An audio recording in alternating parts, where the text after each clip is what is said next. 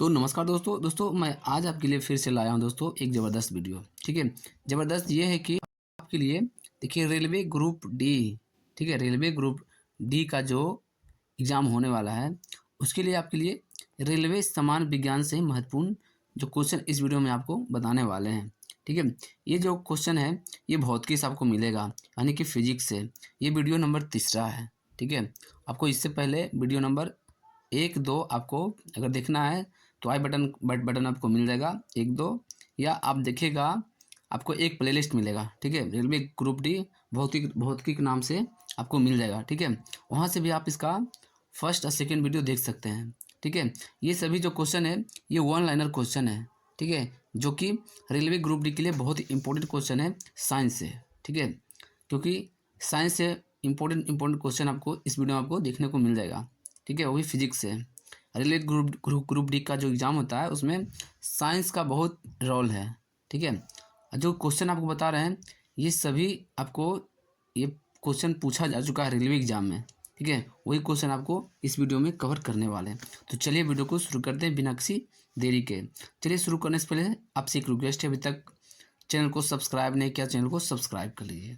ठीक है, चलिए वीडियो को शुरू करते हैं आज का पहला नंबर क्वेश्चन के साथ। तो दोस्तों देखिए आज का ये पहला नंबर क्वेश्चन है फिजिक्स का। ठीक है, देखिए अगला नंबर क्वेश्चन है। ठीक है, देखिए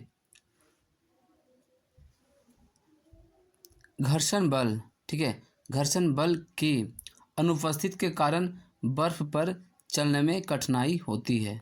ठीक है, तो बर्फ पर चलने में कठिनाई क्यों होती है? तो घर्षण बल के अनुपस्थिति के कारण। ठीक है, क्योंकि उसमें घर्षण बल नहीं होता, इसी कारण आप बर्फ पे चल नहीं पाइएगा, पैर आपको स्लिप हो जाएगा। ठीक है, चलिए अगला नंबर क्वेश्चन है पृष्ठ तनाव के कारण दो भीगे कांच को हटाने से अधिक बल लगता है। ठीक है, जब देखिएगा दो अगर शीशा है, दो कांच का शीशा, ठीक है, वो अगर चिपक जाएगा दोनों, ठीक है, अलग अलग है, दोनों चिपक जाएगा। ठीक है, चिपक जाएगा पानी सटेगा तो। ठीक है, जब उस देखिएगा उससे पृष्ठ तनाव के कारण वह क्या होता है, जब खींचेगा तो उसमें अधिक बल लगता है। ठीक है, क्यों लगता है? तो पृष्ठ तनाव के कारण वह अधिक बल लगता है। ठीक है, भीग जाने के बाद वह चिपक जाता है, जब खींचेगा तो बहुत बल महसूस होता है। किसके कारण? तो पृष्ठ तनाव के कारण। ठीक है, अगला नंबर क्वेश्चन है कांच की छड़ को गर्म करने पर उसके सिरे पृष्ठ तनाव के कारण ही गोल हो जाते हैं। ठीक है, जो कांच के छड़ है उसको गर्म करने पर उसका सिरा गोल हो जाता है। क्यों गोल होता है? तो ये पृष्ठ तनाव के कारण वह गोल हो जाता है। ठीक है, चलिए अगला नंबर क्वेश्चन है, देखिए आकाश में तारे अपवर्तन के कारण टिमटिमाते हैं। ठीक है, आकाश में जो तारा देखे हैं, चांद देखे हैं, वो टिमटिमाता हुआ नज़र आता है। क्यों आता है नज़र? अपवर्तन के कारण वह नज़र आता है। ठीक है, थोड़ा सा महसूस होगा ये भुकभक हो रहा है, यानी कि टिमटिमा रहा है, थोड़ा सा उसका रोशनी कम होगा ज़्यादा होगा। किसके कारण होता है? तो अपवर्तन के कारण वह टिमटिमाता है। ठीक है, चलिए अगला नंबर है वर्ण क्रम में सर्वाधिक प्रकीर्णन जो होती है वो बैंगनी रंग का होता है। ठीक है, जो 7 गो रंग होता है, ठीक है, तो उसमें सर्वाधिक जो प्रकीर्णन है किसका है? तो बैंगनी रंग का है। ठीक है, चलिए कम है आपको आगे मिलेगा। ठीक है, अगला नंबर है बेतार तरंग की खोज वैज्ञानिक हर्ट्ज ने की थी। ठीक है, बेतार जो तरंग है उसकी खोज किसके द्वारा किया गया था? तो हर्ट्ज के द्वारा किया गया था। अगला नंबर है गैलीलियो की दूरदर्शी में अवतल लेंस का प्रयोग किया जाता है। ठीक है, तो जो दूरबीन होती है, ठीक है, दूरबीन में किसका प्रयोग किया जाता है? तो अवतल लेंस का किया जाता है। ठीक है, चलिए अगला नंबर क्वेश्चन है। ठीक है, चलिए अगला नंबर क्वेश्चन देखिए सोल्डर, जिससे लोग देखिएगा आप मैकेनिक के पास जाइएगा, इलेक्ट्रॉनिक मैकेनिक के पास, वहाँ आप देखिएगा कोई भी तार अगर टूट जाता है वो सोल्डरिंग करता है। ठीक है, तो किस चीज़ का बना होता है? तो टीन और शीशा का वह बना होता है। ठीक है, टीन और शीशा का वह मिश्रण होता है, उसी का बना होता है सोल्डर। ठीक है, जिसे सोल्डरिंग करता है मैकेनिक लोग। ठीक है, अगला है हवाई जहाज़ के ब्लैक बॉक्स का रंग नारंगी होता है। ठीक है, हवाई जहाज में जो ब्लैक बॉक्स होता है वो नारंगी रंग का होता है। अगला है प्रकाश वर्ष दूरी की इकाई है। ठीक है, प्रकाश वर्ष से जो यह दूरी की इकाई है। ठीक है, अगला है डॉप्लर प्रभाव ध्वनि से संबंधित है। ठीक है, डॉप्लर प्रभाव है जो यह ध्वनि से संबंधित है। ठीक है, चलिए अगला नंबर क्वेश्चन है। देखिए, एनीमोमीटर यंत्र का प्रयोग हवा की दिशा और वेग मापने में किया जाता है। एनीमोमीटर का प्रयोग क्यों किया जाता है? ठीक है, तो ये किया जाता है, ठीक है, हवा की दिशा को मापने के लिए किया जाता है। ठीक है, एनीमोमीटर का प्रयोग किया जाता है हवा की दिशा मापने के लिए कि हवा किस दिशा में बह रही है। ठीक है, अगला है ट्यूबलाइट में मर्क्यूरी ऑक्साइड एवं आर्गन गैस का प्रयोग किया जाता है। ठीक है, जो ट्यूबलाइट होता है उसमें कौन सी गैस का प्रयोग किया जाता है? तो ये मर्क्यूरिक ऑक्साइड एवं आर्गन गैस का। ठीक है, अगला नंबर क्वेश्चन है हैली। हैली पुच्छल तारा है जो 76 वर्षों बाद दिखाई देता है। ठीक है, हैली जो पुच्छल जो तारा है ये प्रत्येक 76 वर्षों के बाद वह दिखाई देता है। ठीक है, तो ये अगला हैली पुच्छल जो तारा है कब दिखाई देगा आगे आपको देखने को मिल जाएगा। अगला है ब्लैक होल सिद्धांत एस चंद्रशेखर ने दिया था। ठीक है, ब्लैक होल का सिद्धांत कौन दिया था? तो एस चंद्रशेखर जी के द्वारा यह दिया गया था ब्लैक होल का सिद्धांत। ठीक है, चलिए अगला नंबर क्वेश्चन में आ जाते हैं। अगला नंबर क्वेश्चन है, ठीक है, फोटो खींचने वाले प्लेट पर प्रकाश पड़ने पर प्रकाश रासायनिक ऊर्जा में बदल जाता है। ठीक है, तो जो फोटो खींचने वाला जो प्लेट होता है, ठीक है, प्रकाश पड़ने पर उसमें प्रकाश ऊर्जा होता है जो रासायनिक ऊर्जा में बदल जाता है। अगला नंबर है प्रतिध्वनि सुनाई पड़ने का कारण ध्वनि का परावर्तन है। ठीक है, प्रतिध्वनि तो प्रतिध्वनि क्यों सुनाई पड़ता है? तो यह ध्वनि का परावर्तन के कारण। ठीक है, प्रतिध्वनि मतलब होता है कि अगर आप कहिएगा हॉल में अगर बोलिएगा, ठीक है, तो वहाँ आवाज़ आपको रिटर्निंग सुनाई देगा। क्यों? ध्वनि के परावर्तन के कारण। अगला है भारत का प्रथम नाभिकीय ऊर्जा संयंत्र तारापुर में स्थापित हुआ था। ठीक है, भारत का प्रथम नाभिकीय ऊर्जा संयंत्र ये कहाँ स्थापित हुआ था सर्वप्रथम? तो ये तारापुर में। ठीक है, चलिए अगला नंबर क्वेश्चन में आ जाते हैं। अगला नंबर क्वेश्चन है, आपको सभी जो क्वेश्चन है सभी इंपॉर्टेंट क्वेश्चन है। ठीक है, देखिए, सूर्य और तारों में ऊर्जा का स्रोत ये नाभिकीय संलयन होता है। ठीक है, सूर्य और तारों में ऊर्जा का जो स्रोत है वह नाभिकीय संलयन है। अगला है द्रव बूंद का संकुचित होकर यह न्यूनतम क्षेत्र घेरने की प्रकृति के कारण यह पृष्ठ तनाव होता है। ठीक है, जब देखिएगा जब बारिश अगर होती है तो जो बारिश का जो बूंद होता है वो गोल होता है। ठीक है, क्यों होता है? तो पृष्ठ तनाव के कारण होता है। ठीक है, तो पानी गिरता है देखिएगा बूंदा बूंदा का जो होता है, ठीक है, छिटकारा। ठीक है, चाहे कोई अगर कहीं बर्तन है, कोई बर्तन अगर खारा गिरता है तो देखिएगा छोटा छोटा बूंद बन जाता है। ठीक है, बूंद छोटा छोटा। ठीक है, तो वो गोल क्यों हो जाता है? वो पृष्ठ तनाव के कारण वह छोटा छोटा बूंद हो जाता है। ठीक है, अगला नंबर क्वेश्चन है स्त्रियों की आवाज़, ठीक है, आवाज़ का तारतम्य पुरुषों की तुलना में अधिक होती है। ठीक है, तो तारतम्य के कारण आवाज़ जो होता है पतला हो जाता है। ठीक है, तो पुरुषों में तारतम्य कम होता है और स्त्री में ज़्यादा होता है। ठीक है, इसी कारण आवाज़ जो पतला होता है स्त्री का।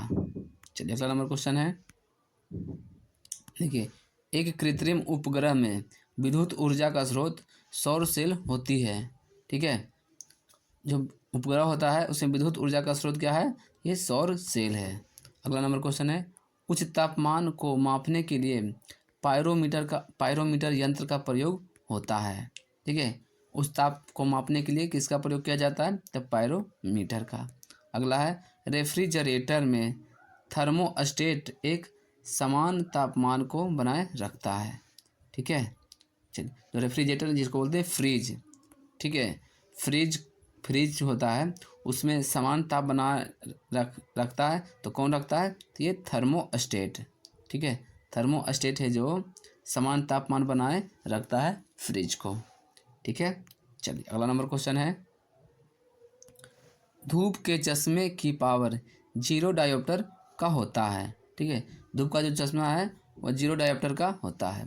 अगला है, दूरबीन का आविष्कार गैलीलियो ने किया था, ठीक है, दूरबीन का आविष्कार किसके द्वारा किया गया है? तो गैलीलियो के द्वारा किया गया है दूरबीन का आविष्कार। अगला है, तेल जल की सतह पर फैल जाता है क्योंकि तेल का पृष्ठ तनाव पानी से कम होता है, ठीक है, तेल जो होता है, देखिएगा, तेल होता है वो पानी में जब गिराइएगा तो क्या होता है? वो फैल जाता है, तेल वो क्या होता है? पानी में फैल जाता है। तो फैल क्यों जाता है? ठीक है, क्योंकि तेल का जो पृष्ठ तनाव होता है वह पानी से कम होता है, ठीक है, तेल का जो पृष्ठ तनाव होता है वह पानी से कम होता है, ठीक है, पानी में पृष्ठ तनाव ज़्यादा होता है, इसी वजह से तेल है जो पानी में वह फैल जाता है, ठीक है। चलिए अगला नंबर क्वेश्चन है, वस्तु की मात्रा बदलने पर घनत्व अपरिवर्तित रहता है, ठीक है। चलिए अगला नंबर क्वेश्चन है, जल का वाष्प में बदलना यह एक भौतिक परिवर्तन है, ठीक है, जल का वाष्प में बदलना यह एक भौतिक परिवर्तन है।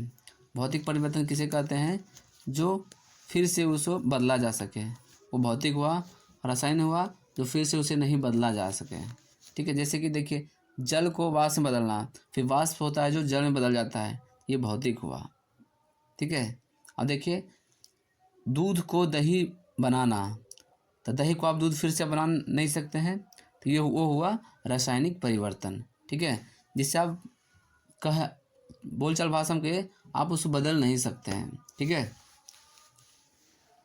जो बदल नहीं सकते हैं वो हो गया रासायनिक परिवर्तन, जिसको बदल सकते हैं वो हो गया भौतिक परिवर्तन। जैसे कि मोमबत्ती जलता, ठीक है, ये हो गया भौतिक, क्योंकि मोम बनता है तो मोम जो होता है वो फिर से वो उसको आप जला सकते हैं, पिघलता है उसको, ठीक है। अगला नंबर क्वेश्चन है, हवाई जहाज से यात्रा करते समय पेन से स्याही निकलने लगती है, इसका कारण है? तो वायु दाब में कमी, ठीक है, तो वायु दाब में कमी के कारण, ठीक है, पेन से स्याही निकलता है। जब जब धरती से अधिक ऊंचाई पे जाने पे वायु दाब जो होता है वो कम जाता है, ठीक है, इसी कारण जो आप अगर एरोप्लेन पे अगर जाइएगा तो पेन को ले जाना अलाउ नहीं होता है, ठीक है, क्योंकि वो वहाँ ले जाने पे पेन का जो स्याही होता है वो बाहर फेंक देगा, ठीक है, पेन की स्याही निकलने लगता है किसके कारण? तो वायु दाब के कारण, ठीक है। चलिए आते हैं अगला नंबर क्वेश्चन में। चलिए अगला नंबर क्वेश्चन है ये, ठीक है, देखिए, जल की सतह के ऊपर का दृश्य देखने के लिए पनडुब्बी में पेरिस्कोप यंत्र का प्रयोग किया जाता है, ठीक है। पनडुब्बी होता है जो जल के नीचे रहता है, ठीक है, यानी कि पानी के नीचे रहता है, तो ऊपर की सतह यानी कि दृश्य देखने के लिए, ऊपर का दृश्य देखने के लिए तो वह पेरिस्कोप यंत्र का प्रयोग किया जाता है, ठीक है। चलिए अगला नंबर क्वेश्चन है, भिन्न भिन्न तारों के भिन्न भिन्न रंग, ठीक है, इनके विकिरण की विविधता के कारण होता है, ठीक है, तारों के भिन्न भिन्न रंग किसके कारण होता है? ये विकिरण के विविधता के कारण होता है। अगला नंबर क्वेश्चन है, वायुमंडल में प्रकाश के विसरण का कारण ये धूलकण है, ठीक है, वायुमंडल में प्रकाश का विसरण का कारण क्या है? तो यह धूलकण है, ठीक है। चलिए अगला नंबर क्वेश्चन है, ध्वनि तरंगे ठोस, द्रव, गैस तीनों माध्यमों से होकर संचालित हो सकती है, ठीक है, ध्वनि तरंगे है जो ये ठोस, द्रव, गैस तीनों माध्यमों से यह संचालित होकर हो सकती है, यानी कि गुजर सकती है, ठीक है, इसका जो तरंगे है ये तीनों से गुजर सकती है। अगला नंबर है, लेजर बीम का प्रयोग कैंसर चिकित्सक में होता है, ठीक है। अगला है, कांच से होकर गुजरने वाला प्रकाश की गति न्यूनतम होगी, ठीक है, जो कांच से जो होकर प्रकाश जो गुजरेगी उसे गति न्यूनतम हो जाएगी, यानी कि कम जाएगी, ठीक है। अगला है, जैव अणु का संश्लेषण और टूट जाना ये उपापचय है। ठीक है, चलिए अगला नंबर है ग्रह गति नियम का प्रतिपादक कौन है? तो ये जोन्स केपलर है। ठीक है, ग्रहों की गति के जो नियम का जो प्रतिपादक वो कौन है? जोन्स केपलर है। अगला नंबर है माध्यम के तापमान में वृद्धि के साथ प्रकाश की गति वैसी ही रहती है। ठीक है, अगला नंबर क्वेश्चन है लाल रंग के गुलाब को हरे रंग में देखने पर वह काला दिखाई देता है। ठीक है, देखिए लाल जो रंग होता है, ठीक है, जैसे कि लाल रंग का गुलाब है। ठीक है, लाल रंग का गुलाब या कोई भी चीज़ हो, अगर आप हरे रंग में उसको देखिएगा तो आपको काला दिखाई देगा। ठीक है, आप इसको ट्राई कीजिए, लाल रंग का गुलाब लीजिए और हरा रंग से देखिए, आपको काला दिखाई देगा। ठीक है, चलिए अगला नंबर क्वेश्चन सरल सूक्ष्मदर्शी में बना प्रतिबिंब ये आभासी तथा सीधा होता है। ठीक है, सरल सूक्ष्मदर्शी में बना प्रतिबिंब आभासी तथा सीधा होता है। अगला है एसआई पद्धति में बल का मात्रक होता है न्यूटन, जबकि सीजीएस पद्धति में बल का मात्रक होता है डाइन। ठीक है, अगला नंबर क्वेश्चन है 1 न्यूटन बराबर 10 के पावर 5 डाइन होता है। ठीक है, 1 न्यूटन बराबर 10 के पावर 5 डाइन होता है। अगला है इलेक्ट्रॉन नाभिक के चारों ओर अभिकेंद्रीय बल के कारण चक्कर लगाते हैं। ठीक है, इलेक्ट्रॉन है जो नाभिक के चारों ओर अभिकेंद्रीय बल के कारण वह चारों ओर चक्कर लगाता है। चलिए अगला नंबर क्वेश्चन है, ठीक है, सर्कस में मौत का कुआं अपकेंद्रीय बल का उदाहरण है। ठीक है, अगर आप मेला गए होंगे, ठीक है, तो आप देखिएगा मौत का कुआं। ठीक है, मौत का कुआं में, ठीक है, एक बना हुआ होता है, ऊपर से चौड़ा और नीचे देखिएगा ऐसा कम साइज लेता है। ठीक है, तो जो आप उसमें गाड़ी का चक्कर लगाता है मौत का कुआं में, ठीक है, 4 व्हीलर हो या बाइक वाला, बाइक से, ठीक है, तो जो चारों ओर चक्कर लगाता है, तो चक्कर क्यों लगाता है, क्यों नहीं गिरता है? ठीक है, तो वह अपकेंद्रीय बल के कारण वह नीचे नहीं गिरता है।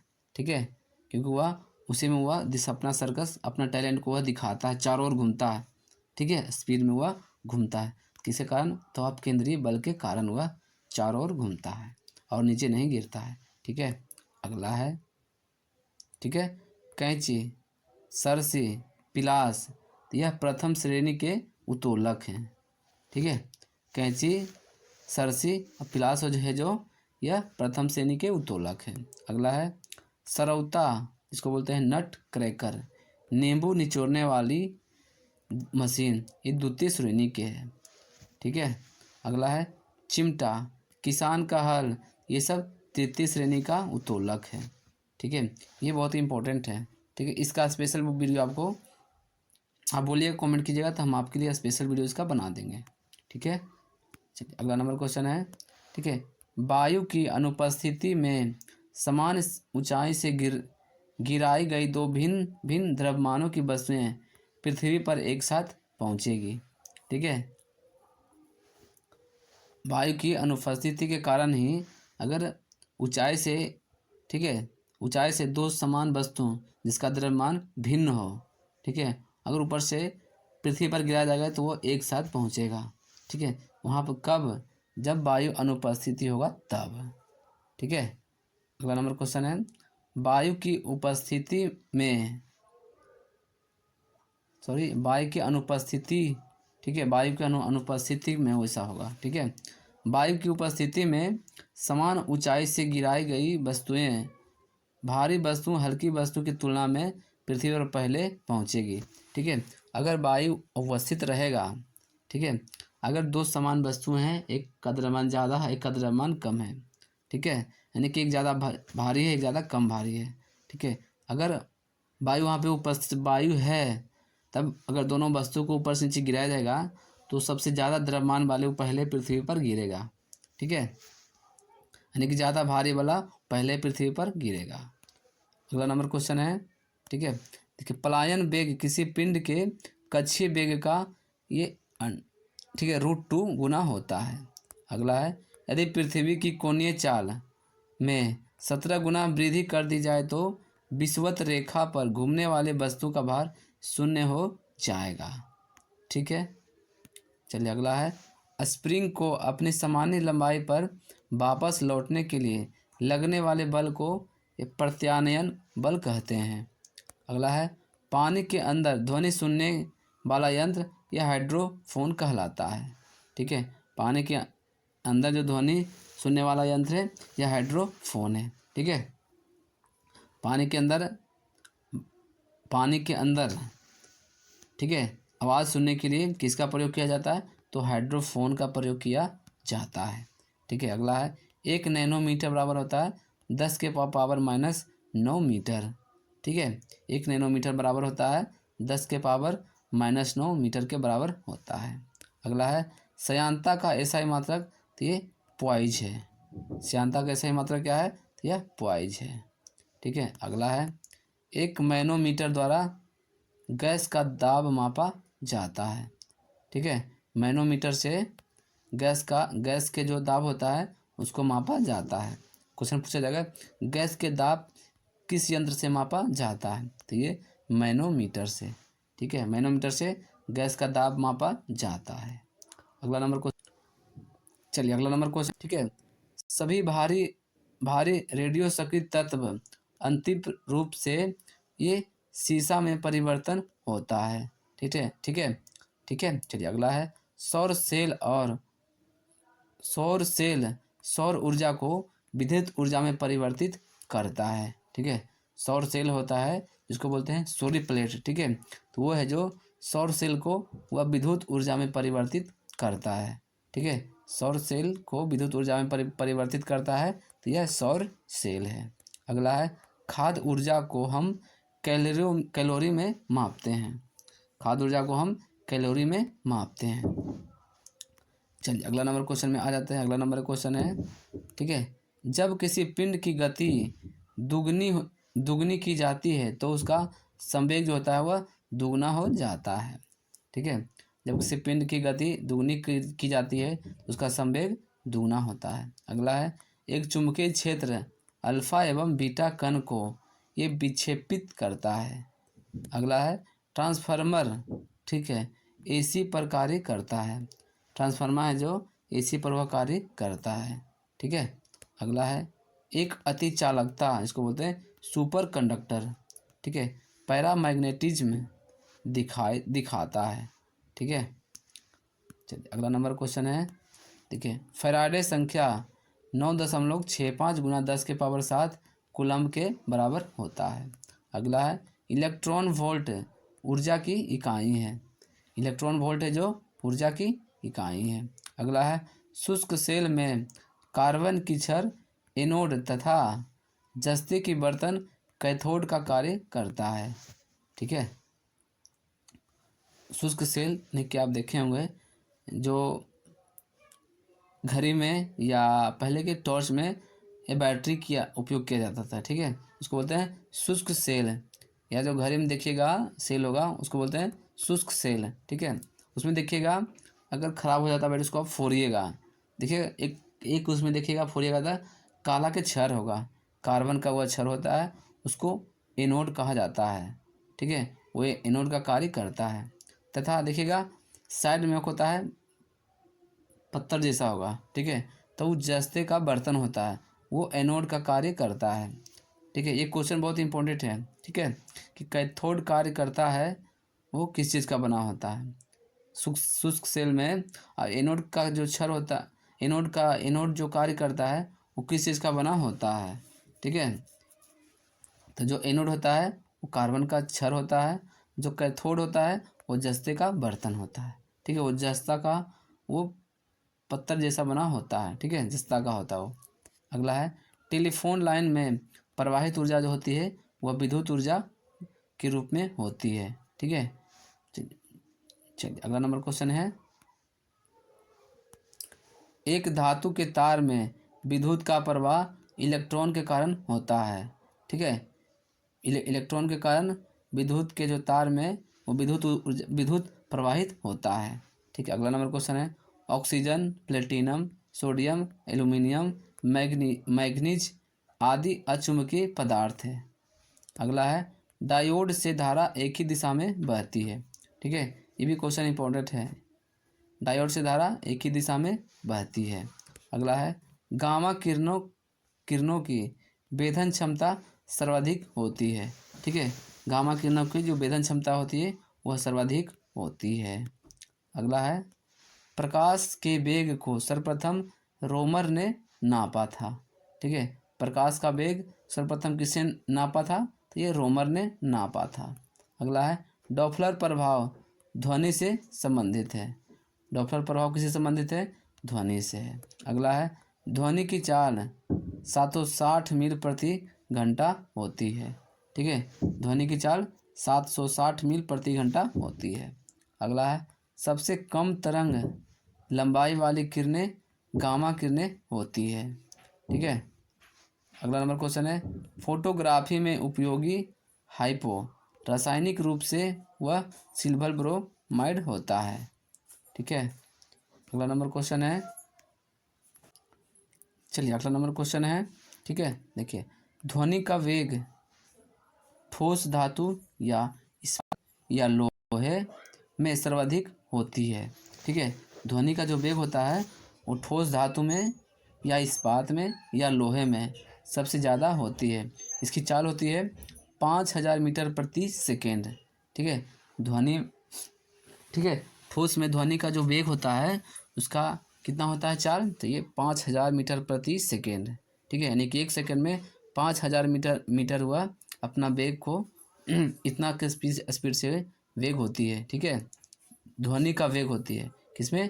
ठोस हो या इस्पात हो या लोहे में। ठीक है, अगला नंबर क्वेश्चन है गैसों में हाइड्रोजन में ध्वनि की चाल सर्वाधिक होती है। ठीक है, गैस में हाइड्रोजन हाइड्रोजन होती है उसमें ध्वनि का चाल सर्वाधिक होती है गैस में। ठीक है, गैस में हाइड्रोजन में सर्वाधिक होती है और ठोस में इस्पात या लोहे में होती है। ठीक है, ध्वनि का चाल सर्वाधिक होती है।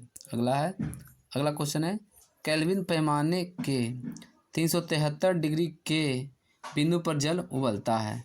ठीक है, जल उबलता है तो 373 डिग्री बिंदु पर। ठीक है, के पर केल्विन यानी कि। चलिए अगला नंबर है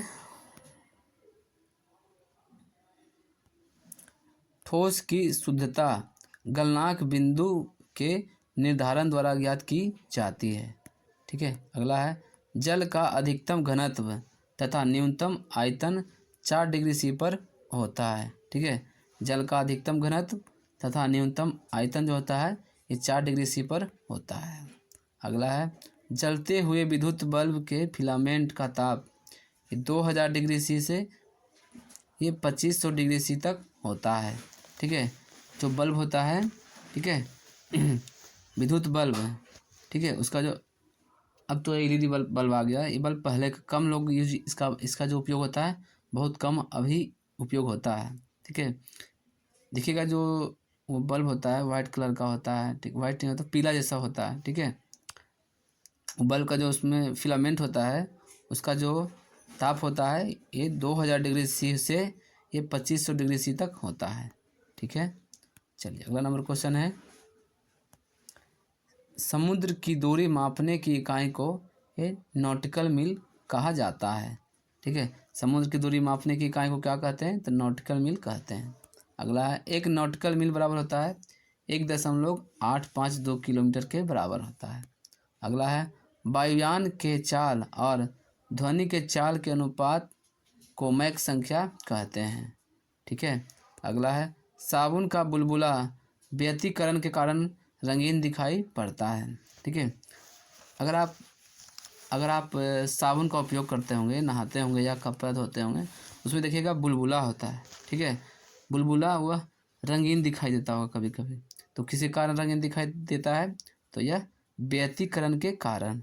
ठीक है, व्यतिकरण के कारण साबुन का जो बुलबुला होता है वह रंगीन दिखाई पड़ता है। ठीक है, चलिए अगला नंबर क्वेश्चन है कार्य का सीजीएस पद्धति में मात्रक होता है तो ये अर्ग होता है। ठीक है, कार्य का जो एसआई होता है, सॉरी सीजीएस पद्धति में होता है मात्रक, तो ये अर्ग हो गया। ठीक है, कार्य का एसआई में आगे का आपको आगे मिलेगा। ठीक है, अगला है पदार्थ का ये लघुत्तम अंश, ये क्वार्क होता है। पदार्थ का लघुत्तम अंश होता है तो यह क्वार्क होता है। तो दोस्तों आज हमने आप सभी को ये फिजिक्स के वीडियो नंबर 3 आपको आज अभी आपको बताए हैं। अगर वीडियो अच्छा लगा तो वीडियो को लाइक कीजिए। ठीक है, अगर चैनल पर नए हैं तो चैनल को सब्सक्राइब कर लीजिए। ठीक है, और आपको अगला वीडियो आपको फिर मिलेगा। ठीक है, अगर आप 1, 2 नहीं देखे हैं तो आप प्लेलिस्ट से जाकर देख सकते हैं। ठीक है, प्लेलिस्ट में आपको मिल जाएगा 1, 2, ये तीसरा वीडियो था। चलिए मिलते हैं फिर अगले वीडियो में।